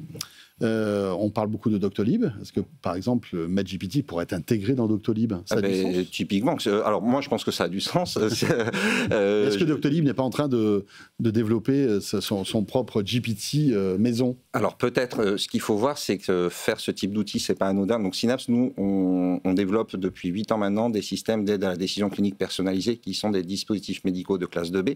Donc, MedGPT en lui-même n'est pas un dispositif médical par rapport à la réglementation, mais il s'appuie sur notre expertise, sur nos certifications ISO, etc., de fabricants d'EDM, ce que n'est pas Doctolib, par exemple. Donc je pense que ces acteurs-là, ils ont tout à gagner à aller vers un acteur de confiance comme nous et à intégrer notre solution. En tout cas, c'est ce que je leur recommande. On voit que le monde de la médecine est un monde immense. Quelles sont les compétences en fait de cette IA? Est-ce qu'un professeur, je ne sais pas moi, un spécialiste en gastro-entérologie, ça a du sens pour lui d'avoir ça parce qu'il aura en fait un savoir qui sera à son niveau? Ou est-ce que finalement ça s'adresse plutôt aux médecins généralistes? Vous voyez ce que je veux dire? Finalement on peut aller très très loin? Je ne sais pas moi, pour le traitement de certains cancers, pour des cancérologues, etc. etc. Non, il faut être clair, l'IA, donc c'est une bêta, elle va faire que progresser, les technologies vont progresser, et elle va apprendre de plus en plus de choses, et elle va apprendre de l'usage des utilisateurs. Pour l'instant, plus ça va être généraliste, plus on va être performant, plus ça va être ultra spécialisé, plus dans sa version bêta, ça sera limité. Mais en revanche, le gastro-entérologue qui est PUPH et qui a 60 ans, il peut tout à fait se poser une question qui sort un peu de son domaine de compétences. Et là, pour lui, ça sera super utile, plutôt qu'en plus aller demander à un collègue ou voir à un interne. Hop, rapidement, il fait une requête sur MedGPT et on lui rappelle les recommandations d'une pathologie qu'il ne voit pas souvent et qu'il a oubliée. Est-ce que vous avez peur qu'il y ait des hallucinations parfois qui pourraient induire en erreur le médecin? Il y a de l'IA générative, donc on ne va pas dire qu'il y a zéro hallucination, ça serait mentir. Nous, ce qu'on fait, c'est on les minimise au maximum. Donc comment on fait ça? D'abord, c'est dans la construction de MedGPT. Donc c'est une fois qu'on lui a identifié toutes les sources dans lesquelles il peut apprendre, on va lui dire tu ne réponds que dans ces sources-là. Quand tu réponds, tu me dis d'où ça vient. Donc si tu ne sais pas, tu ne fais pas. Et ensuite, derrière, on a une équipe médicale qui en permanence étudie les réponses. Et comme je vous le disais, le meilleur gardien des hallucinations, c'est nos utilisateurs. Faites-nous des retours s'il y a quelque chose de bizarre, on va regarder et on va corriger. Est-ce que quand il ne sait pas, il le dit ? Alors oui, en théorie, en tout cas... Parce que c'est ce qu'il y a de nouveau avec GPT-5, par exemple. Tout à fait. Et pareil, si vous lui posez des questions qui ne sont pas médicales, normalement, il va vous dire que ce n'est pas son job. Voilà, intéressant, à tester. Alors, on ne devrait peut-être pas le dire, mais n'importe qui peut le tester pour l'instant. Il ne faut pas le dire, alors je ne le dis pas. Donc, voilà. Sur metgpt.fr. Voilà. On verra, ça pose énormément de questions, hein, tout ça, mais à suivre en tout cas. MedGPT. Merci beaucoup, Louis Létinier, cofondateur et directeur général et directeur médical de Synapse Medicine. Merci beaucoup. Et tout de suite, direction la rédaction de Tech & Co, comme chaque soir. Tech & Co, la quotidienne, la chronique techandco.com. Sylvain Trinel nous a rejoint. Bonsoir Sylvain. Bonsoir François. Journaliste donc à la rédaction de Tech & Co. Et ce soir, on va parler avec toi d'une petite surprise que Free a réservée à ses clients et elle est plutôt sympa. Et oui, parce que Free, ils n'ont pas annoncé de nouvelle box, pas encore en tout cas, mais ils ont toujours quelque chose sous la main pour faire plaisir à leurs abonnés. L'opérateur fondé par Xavier Niel a annoncé ce matin la sortie d'un VPN baptisé MVPN qui est disponible pour tous les abonnés Free 5G et série limitée sans aucun surcoût. Pour l'activer, il suffit de se rendre dans son espace abonné ou sur l'application Free, ce qui vous donnera droit à 12 heures d'utilisation d'un VPN, à moins que vous ne le désactiviez entre-temps, évidemment. Un VPN, on le rappelle, ça permet de gagner en confidentialité en protégeant son adresse IP grâce à une localisation en dehors de la France. Cela peut permettre aussi d'accéder à des sites bloqués par les autorités ou certains éléments géographiques comme des sites n'étant pas en règle avec le RGPD. Ça nous arrive effectivement quand vous allez aux États-Unis, en tout cas quand vous surfez sur les sites américains, de ne pas pouvoir y accéder à cause du RGPD. C'est particulièrement utile en Chine aussi, où les Occidentaux de passage utilisent massivement un VPN pour outrepasser la censure locale. Oui, parce que Google en Chine ne fonctionne pas, il faut obligatoirement passer par un VPN pour y accéder. Tout à fait. Et est-ce que ce VPN est aussi fait pour contourner la vérification d'âge sur les sites pornographiques ? C'est peut-être l'unique raison de ce VPN Made in Free, parce que si Free n'en fait pas mention dans son communiqué de presse, c'est Xavier Niel en personne qui a confirmé qu'avec cet outil, on pouvait, je le cite, surfer sur des sites de pétanque en évitant au passage la vérification d'âge. Évidemment, la France est en effet l'un des rares pays européens à exiger une vérification de l'âge de l'internaute dès qu'il va sur certains sites pornographiques. L'affirmation disant que MVPN est justement fait pour ça est d'autant plus notable que ce service n'est utilisable qu'en France puisqu'il passe par le réseau de Free directement. On ne peut d'ailleurs pas encore choisir le pays dans lequel on est projeté, mais c'est prévu effectivement très prochainement. D'autant qu'un VPN n'apporte pas une confidentialité parfaite, je le rappelle. Free peut encore vous retrouver et donc livrer vos données aux autorités si elles en font la demande. Interrogé sur ces sujets, l'opérateur est resté quand même un petit peu silencieux. Voilà, évidemment, on parle de ces interdictions d'accès aux sites porno pour les moins de 18 ans, mais on voit bien qu'avec un VPN, une petite option d'un opérateur télécom qui arrive, exactement. Et tout ça par et d'ailleurs, l'ARCOM le disait, c'était le trou dans la raquette, les VPN, puisqu'on ne peut pas faire autrement. Voilà. Merci beaucoup Sylvain. Merci. Sylvain Trinel, journaliste à la rédaction de Tech & Co. Et on va terminer ce Tech & Co avec une belle réussite, justement, on reste dans les medtech, avec Rofim. Et on en parle tout de suite avec sa cofondatrice qui est sur notre plateau. Tech & Co, la quotidienne, la start-up. 20h49 et donc Émilie Mercadal nous a rejoint. Bonsoir Émilie. Bonsoir François. Vous êtes PDG et cofondatrice de Rofim, créée en 2018. Voilà, vous êtes basée à Marseille et vous revendiquez en fait le leadership sur le marché de la télémédecine hospitalière. On va essayer déjà de comprendre ce que c'est que la télémédecine hospitalière, parce que quand on dit télémédecine, c'est ces boîtes de télémédecine qui nous permettent en fait d'avoir des consultations à distance avec des médecins quand on est dans des déserts médicaux. Vous, qu'est-ce que vous faites ? Quel est le job de Rofim, s'il vous plaît? Alors, le job de Rofim, c'est de connecter les médecins entre eux afin de diminuer le temps que l'on met à poser un diagnostic. Okay. Ça, c'est vraiment notre job. Donc, on est une plateforme résolument B2B. Donc, on a l'ensemble... Donc, exemple, un généraliste veut poser un diagnostic, il fait appel à un spécialiste ou avec, je ne sais pas, un expert du sujet. Tout à fait, généraliste à spécialiste, mais surtout, nous, notre travail, c'est l'interspécialité. Donc, c'est l'intra-hospitalier. C'est je suis dans un hôpital et je vais demander l'avis à l'expert de cette pathologie. OK. Donc, on a commencé sur la maladie rare. la pathologie complexe, l'oncologie, et après, on a traité toutes les spécialités. Mais pourquoi faut-il créer une plateforme en fait pour ça? Est-ce que, par exemple, le médecin ne peut pas contacter en visio par Teams ce spécialiste et lui poser des questions? Alors, c'est une très bonne question. Donc, premièrement, si vous faites ça, vous faites appel à votre réseau. Donc, ça veut dire que si vous n'avez pas du réseau dans la pathologie donnée, votre patient il va être en errance médicale. Et l'errance médicale, notamment en maladie rare, c'est 36 mois. 3 ans pour poser un diagnostic. Dans ces 3 ans, vous perdez votre emploi, vous alourdissez la dette de la sécurité sociale. Donc, nous, notre but, c'est vraiment d'améliorer l'espérance de vie. Après, faire un Teams ou faire d'autres choses ou un WhatsApp, parce que c'est surtout WhatsApp qui nous concurrence, malheureusement, ça ne respecte pas la RGPD. Donc, en fait, nous sommes une solution sécurisée pour échanger entre professionnels de santé. Vous avez levé 4,4 millions d'euros, c'était en 2021, et donc vous remettez le couvert, comme on dit, puisque vous annoncez donc ce tour d'étape de 10 millions d'euros auprès d'investisseurs historiques, Banque des Territoires, Orange Venture Impact, Région Sud Investissement. Donc de l'argent frais qui va arriver pour quoi? Alors, vous êtes déjà leader dans ce domaine-là, mais pour confirmer ce leadership, parce que je pense qu'il y a quand même une certaine concurrence qui est en train de se préparer, non? Alors, la concurrence, elle est là depuis un moment. En 2020, lors du Covid, on comptait jusqu'à 300 sociétés de télémédecine. Donc, nous sommes membres du LET, les acteurs de la télémédecine. Donc, on est proche de nos concurrents, parce qu'en fait, on trouve aussi une complémentarité dans nos concurrents, notamment Doctolib. Doctolib, la téléconsultation, ils la font comme nous la faisons, sauf qu'en fait, Doctolib, c'est le patient avec le médecin, et nous, c'est l'équipe médicale qui a la main. Donc en fait, pourquoi cette levée? Pourquoi 10 millions aujourd'hui en 2025? Nous, on s'approchait d'une rentabilité. Donc on a décidé d'investir davantage en R&D pour 3 grandes raisons. La première, nous sommes, vous l'avez dit, le leader à l'hôpital en France. Nous voulons consolider cette position de leadership et continuer à avoir de plus en plus de parts de marché. Donc allez vendre votre solution à d'autres hôpitaux, justement, c'est ça l'idée?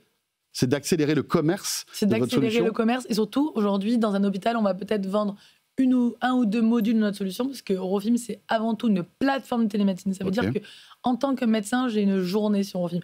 Je vais me connecter pour échanger avec mon confrère. Je vais me connecter pour participer à des staffs médicaux. Je vais également pouvoir téléconsulter avec mon patient. Je vais pouvoir me former. Et donc en fait, oui, vous êtes une suite un peu comme un office pour le médecin. Voilà. Et donc en fait, aujourd'hui, quand on a un client hospitalier, on peut avoir un client sur un module. Donc là, le but, c'est vraiment d'avoir des clients sur tous les modules. Donc ça, c'est le premier. Le deuxième, l'international. Aujourd'hui, Eurofilm, en 8 ans, on est dans 12 pays. Nous sommes aux États-Unis, nous sommes au Maroc, en Algérie, au Kazakhstan. Mais sans logique, vraiment, en fait, on a répondu à des besoins, à des opportunités, des besoins, des zones de conflit.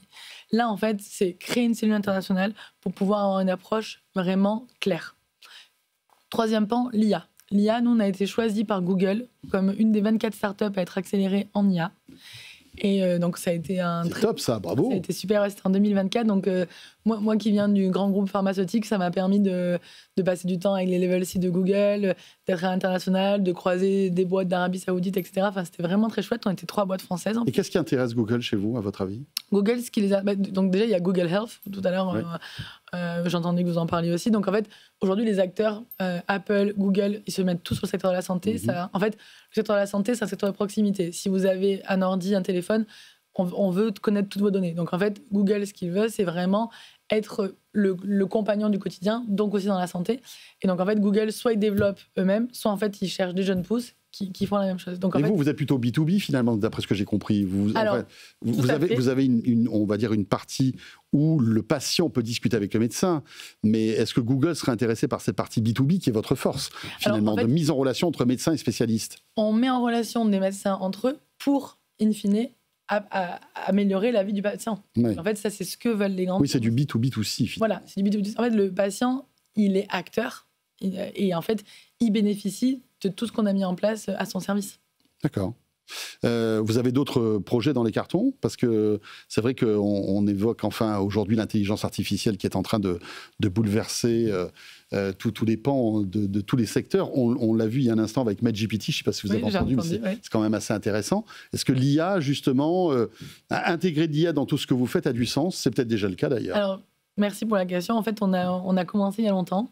On a commencé il y a quelques années avec un chercheur de l'Université d'Avignon qu'on a détaché et qui est à demeure chez Rofim, qui avait déjà un algorithme diasémantique. Donc en fait, lorsqu'un médecin demande l'avis à son confrère, ça va aller chercher dans toute la littérature scientifique s'il y a eu un cas similaire.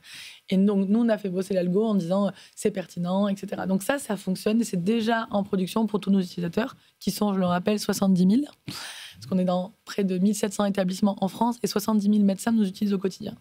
Donc ça fonctionne déjà. Grâce à Google, on a pu établir une roadmap IA. Et c'est aussi une des raisons pour laquelle je suis allée lever des fonds en disant, en fait, on a une roadmap, maintenant il faut mettre des ressources en face. Et notre but, c'est de toujours prôner ce gain de temps pour les médecins. Donc en fait, leur faire gagner du temps, identifier. En fait, on vous a posé 12 fois la même question ce mois-ci. Vous aviez répondu ça. Est-ce que vous voulez le répondre de nouveau ? Et donc notre but, c'est vraiment de monitorer ça. Aujourd'hui, on fait gagner par téléconsultation 5 minutes à l'hôpital, entre le temps de secrétariat et le temps médecin. Aujourd'hui, vous expliquez que l'une de vos forces, c'est de mettre en relation, par exemple, un médecin avec un spécialiste, l'expert de telle pathologie, etc. Mais est-ce que demain, cet expert ne sera pas remplacé par l'IA, à votre avis ? Alors, c'est une bonne question, on en parle souvent. Qu'est-ce que l'IA ? Pour moi, l'IA en santé, c'est chouette, ça fait gagner du temps, ça permet d'accéder à une médecine personnalisée et prédictive, on en a besoin. Par contre, avec mon associé, donc, qui est chirurgien vasculaire, tous les deux, on prône vraiment l'humain. En fait, notre but, ce n'est pas de remplacer, on ne remplace pas, on permet de gagner du temps pour, au final, augmenter le temps médecin, le temps avec son patient, parce qu'on en parle tout le temps. Aujourd'hui, on dit qu'il n'y a plus de médecins, donc en fait, ce n'est pas vrai. C'est le temps médical qui a... Et donc, en fait, nous, on veut redonner du temps médical pour mieux soigner les patients. Merci beaucoup, Émilie, d'être venue nous voir. On a déjà fini. Et c'est déjà terminé. Il est quasiment 21h. C'était un plaisir, pareillement. Merci beaucoup. Émilie Mercadal, PDG, cofondatrice de Rofim, basée donc dans la région marseillaise. Merci. Tout à fait. Voilà, ce Tech & Co est terminé. On sera là demain. Bien sûr, vous le savez, on est là chaque soir, 19h30, 21h. Merci de nous regarder ou de nous écouter en direct. Et merci aussi de nous suivre en replay et en podcast. Et à demain, 19h30. Je compte sur vous. Tech & Co, la quotidienne sur BFM Business.